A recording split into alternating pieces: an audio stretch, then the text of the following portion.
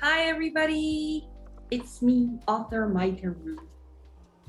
I'm going to be reading a short story that I have written years ago, but I've decided to read it now. If you want to read a copy of it, it's on my website, and I'll be putting a link at the end of the video.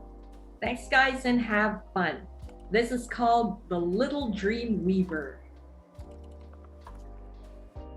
The Little Dream Weaver. When can I weave? Mai asked. The young girl was impatient. Her mother had taught her and her elder sister, but she was not permitted to touch the loom on her own. Malina, her older sister, had been weaving for 2 years now. Mai was beginning to feel like her mother had changed her mind about her. Dream weaving was in the family's blood. Here, in this little village in the vicinity of Lake Cebu, the women in her family had been dream weavers for centuries. Her mother, grandmother, aunts, and now her sister are dream weavers. It was an ancient art passed down from mother to daughter. But one cannot be a weaver without the God's blessing.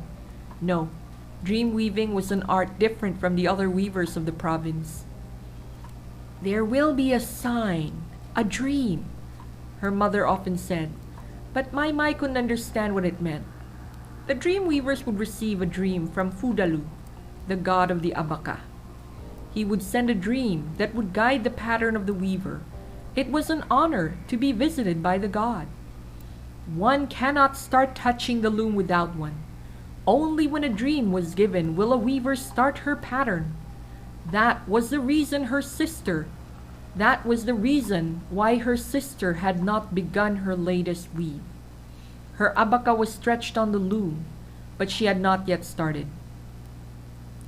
It was summer, and the tourists have started to trickle in their small village. Their small village was modest, but it was popular for keeping their culture alive. Tourists came to take pictures and specifically came to see the weavers at work.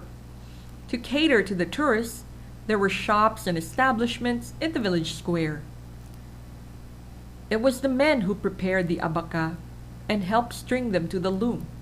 To create a full cloth panel, it took a team of men and women, from abaka harvesting, dyeing it, then stretching it to the loom. However, only a dream weaver was permitted to do the actual weaving. 2 looms were set up, one for her mother and one for her sister. Her mother had already started her weave. She was making a yekumu and was a month into her work. A yekumu was a ceremonial cloth. It comprised of 3 complete panels sewn together to create a triptych. The yekumu was only used in ceremonial weddings of important people. Their chieftain's daughter was to be married next year. Mai's mother was chosen to make the yekumu. It took months before she received the dream, and it will take months to complete one panel. Her sister Malina was 12 when she started weaving. Malina, now weaving on her own, had very agile fingers. She created 4 intricate tinalak cloths so far. 2 were sold to tourists, and it made the family a tidy sum. Her sister specialized in shell-shaped patterns. Mai was 12 for months now. She grumbled again on how she wanted to start weaving. Her mother tusked and left it at that. It was a hot summer day, and Mai was bored. Her long skirt was plastered against her legs. Soon she would grow out of these skirts, for she was growing taller by the day. Her father often commented that she would surpass her sister in height. However, her sister was fairer and far prettier. Mai had a darker skin color. She likes to spend her days running in the fields, swimming in the river, playing with her friends. Her friends were out in the village helping their families with the tourist trade. The tourist trade was the only outside money that came to the village. It was important to tend to the tourists, so the community had money in the lean months. Her mother was hard at work on her yekumu. The men of the house were busy in the village center. 2 buses of tourists were scheduled to visit today. Go play outside, her sister told her. Malina was combing her hair, arranging it to form a bun on top of her head. She would then decorate it with beads. When the tourists would come to see them weave, she wanted to look presentable. Mai looked to the sunny yard. No, thanks. It was too warm to play. She was different from her sister, such that she was not vain. As long as she was bathed in clothes, she was fine. She sat in the family room and opened a book. Missionaries have come and taught the children of the village to read and write. The pictures in the book intrigued her, so she read the books over and over again. A little while later, her cousin came. She was out of breath and clearly ran here from her house. Her cousin lived an hour away on foot. She called to Mai's mother to come and assist her aunt in a difficult birth. Mai's mother told her sister to come in case she needed an extra hand. They instructed to Mai to stay in the house and wait for them. The two left with her cousin, while the little girl was left in the house alone. Mai snored in the monotony of the hot summer day. She was often left at home to watch the chickens or the goats from getting inside the house. Although their house was built on stilts, it was still low on the ground. If the little girl was standing on the ground, the house started right about her waist. They built the house this way so the tourists can see the women work the looms, which were positioned right in the front part of the house. She didn't know how long she'd been reading or contemplating.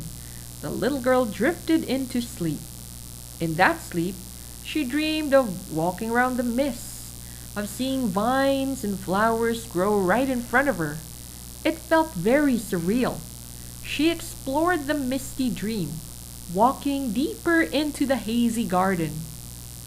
It was not like most of her dreams where the sun was high and the grass was green. This dream had yellow mist with the vines all dull red in color. There was a figure standing a few yards from her. Mai frowned. Somebody seemed to be in the middle of the vines. She approached the figure. It was a man with a brown cloak-like jacket. His face was obscured in the mist. Weaver. She stopped, confused when she heard him address her. Who are you? Weaver, will you weave for me? He didn't look at her, but was looking at the red flowers and the butterflies that surrounded him. I'm not a weaver, Mai admitted. Weaver, will you weave for me? He repeated his question. She noted that his hair was thick. It was thick but stringy. It was like it was made of 1,000 strands of dried abaca. He was impossibly tall and broad. Could he be a spirit, a god, or an encanto? She was directly in front of him now. What would you like me to weave, sir? She found herself saying. Weave what you see around you. Weave something different. Weave something special for me. He still did not face her, but she could see the man was handsome with dark skin and a strong structured jaw. A loom appeared right in front of her. The abaca strands have already been strung and stretched. Mai looked down and saw that she was holding a shuttle. Weaver, she looked up. The man was now facing her. Later, when she woke from the dream, she would not recall how his face would look like, but she would remember his eyes. His eyes were red and like rubies, multifaceted. She approached and stood in front of the loom. Weaver, will you weave for me? Yes, I'll weave something for you, sir, Mai promised, and sat in front of the loom. But the mist engulfed her before she could start. Weaver, she heard a man speak. Mai woke up. She had slept in between the two looms. Her mother and sister have not yet returned. Her father and uncles haven't either. Judging from the sky and the temperature, it was mid-afternoon. The temperature had cooled somewhat.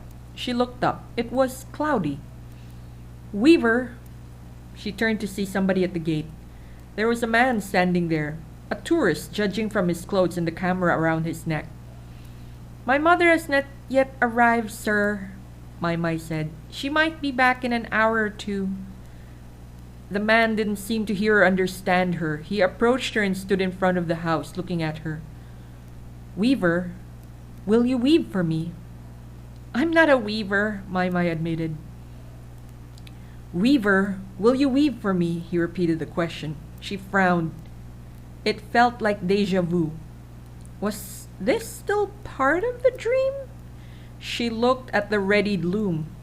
It was smaller, like it will only make a scarf or a belt instead of a full cut. Will she do it? The shuttle seemed to beckon her. She might get in trouble for touching the loom. The man still stood, looking at her. Perhaps he was a foreigner and didn't quite understand her. Weaver, what would you like me to weave, sir? She found herself saying. Weave what you see around you. Weave something different. Weave something special for me. She paused. The words seemed familiar, as if she heard it not long ago. Mai found herself moving and sitting on the battered pillow. Her hands lifted and fixed the first thread on the shuttle into the loom. She pushed the shuttle back and forth, pulling the strings of the loom to form a sequence. After a while, a pattern was emerging. Mai found the alternating threads and the sequence were soothing. Perhaps her sister and mother felt like this. Weaving was soothing, but it required a lot of concentration. You had to make sure you never forgot your sequence.